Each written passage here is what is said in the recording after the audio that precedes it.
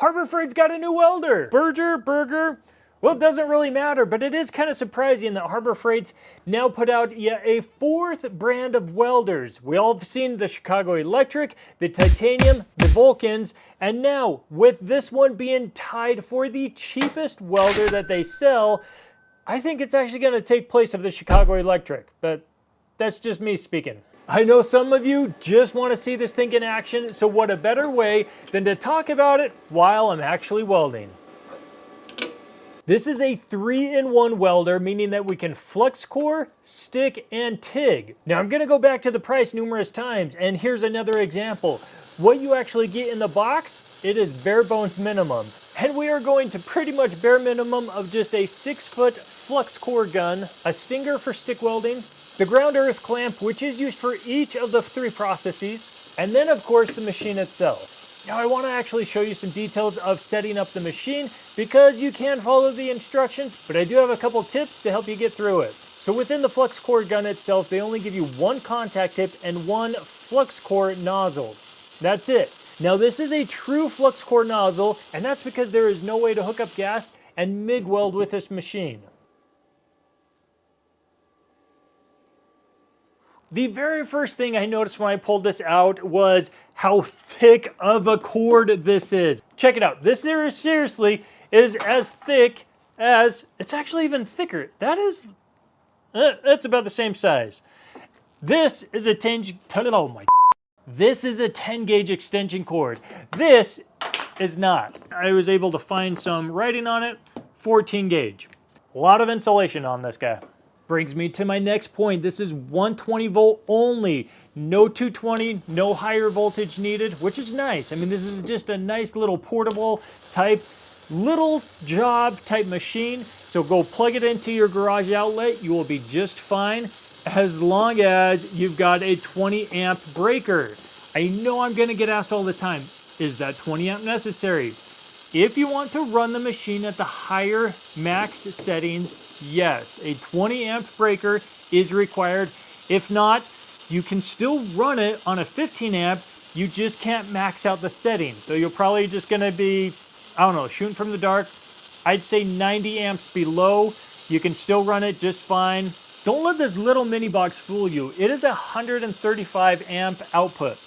Now you might be thinking, wait a minute, you just told me I needed a 20 amp breaker. How is it that this thing can output 135 amps? Well, don't want to get into too much detail, but that's the beauty of welders, is that it takes your high voltage, 120 volts, and it does its magic. It inverts it, it transforms it into a very, very low voltage, but high amperage output. So if your breaker was actually in line with the welding over here and not back before the machine, yes, you would actually trip that breaker very fast. And that's where the beauty in welding comes, with that high amperage, being able to melt 2 freaking pieces of metal together.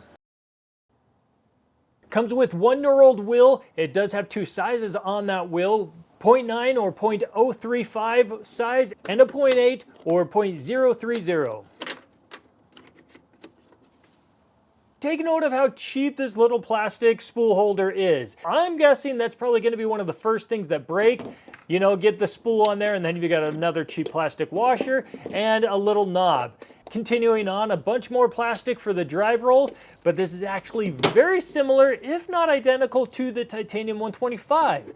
And I've had mine for over 5 years, and that tensioner and the drive rolls still work, so I do think it will probably suffice for that hobbyist welder. Critical point number 1, do not let go of that wire until it is actually fed through the roller and the tensioner is on.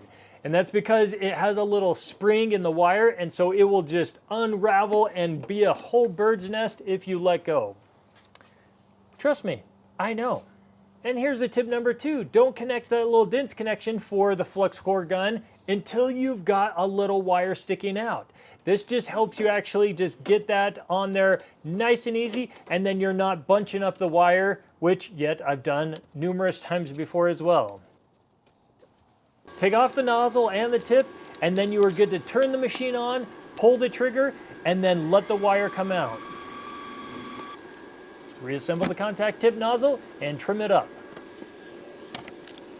This is a DINS connection, and it makes it super easy to be able to switch polarity with your multi-process machine. But we need to hook up the ground clamp, this guy right here, then to the positive terminal, which is right here. So we are set right here with these two connections for flux core welding. When we switch over to stick, we will actually switch this earth ground clamp over here to the positive terminal and then the stinger to the negative. No one's gonna follow all of that, so just follow the startup guide and you're set. And then it gives you suggested settings. Okay, so first of all, even right up here, it tells you, hey, for stick and TIG mode, you've only got one choice, amperage. Super easy, gives you a nice little range. But then for the actual flux core, we've got wire speed and voltage. Awesome, it tells us what? Okay, well, I want 1/8 inch material. That's what I'm gonna be testing out first. So right here, I've got 030 wire. The bottom line right there is voltage, so 18, perfect. We know that we have that on the machine. But then it's giving us a 250. Wait, I thought it was only a 135 machine, and you are correct. That is 135 amps. But this is not amperage. It's giving us wire speed. Oh, Berger, why did you do this? Super easy fix though. Reprint a sticker with the actual amperage, not wire speed. Couple safety tips. Make sure you got an auto darkening helmet. Get some welding gloves or leather gloves. It doesn't matter. You're freaking laser beam melting two pieces of metal together. It gets hot. I got an 1/8 inch plate. They suggest voltage right at 18 and the wire speed 250. I don't know. I'm just gonna guess around 120 amps. Let's go with that. Woo! That might be a bit too hot.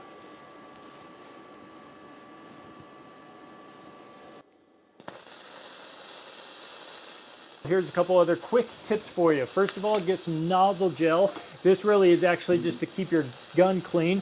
Nozzle gel, you stick the nozzle in the gel. Seriously, it's just like that. You do that every once in a while. And the flux core, it's a really dirty, dusty process. It throws out all those spatter balls. To keep the balls off your tip, well, you just put it in the gel and you're good. Man, did I just say keep the balls off the tip?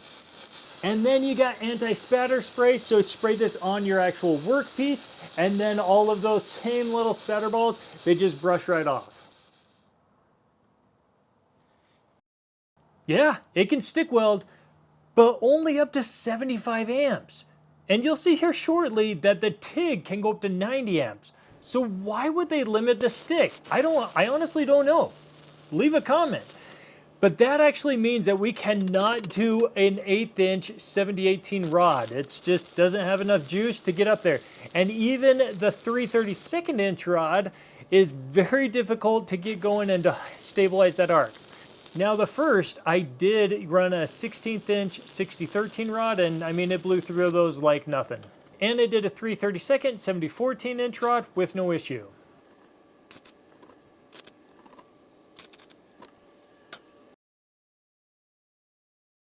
You most likely noticed that I did not mention that it came with the TIG torch. It does not, nor gas, because all TIG welding requires gas, and it's 100% argon. Yes, you can use a bunch of other types, but make it easy on yourself, get 100% argon for TIG welding.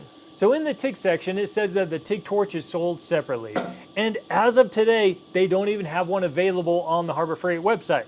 So here's what you're gonna do. If you want the exact setup that I have here, well, click on the links and get that set up because it works. What you're gonna need for this style of machine, because it's a very basic TIG setup, is a valved TIG torch, meaning that you've got this little tiny valve right here that you can twist open and close to turn on the gas. Because there's nothing in the machine to be able to turn it on and off. We don't have a foot pedal, we don't have anything extra. This is bare bones TIG here, right, set up right here. And so you need a manual TIG torch. So just search 17V TIG torch and you'll have 1,000 options on the Zon Gods. I like having an extra long hose connection. This is gonna go to that regulator on top of that argon gas that you just bought, which you're probably gonna question yourself on. Yes, you are gonna spend more on that little bottle of argon gas than you are for the machine and this TIG hole setup combined. There are a ton more of little details that you will want to know about the TIG setup. So watch the video I've got in the description. That will go over more in depth of what this actually setup is for a stubby body to the actual tungsten you need, the filler rod, all that fun stuff. And after watching that video, you will know what I mean when I say that this machine is a lift style arc. So this really is a TIG machine with pretty much the basic bare bones TIG settings. Do not get this machine if you're wanting it for the stick capabilities. But for flux core and TIG, I mean, yeah, it's still bare bones TIG, but this is a great introduction to that actual process. And flux core, we got some freaking awesome looking welds. So go pick one up.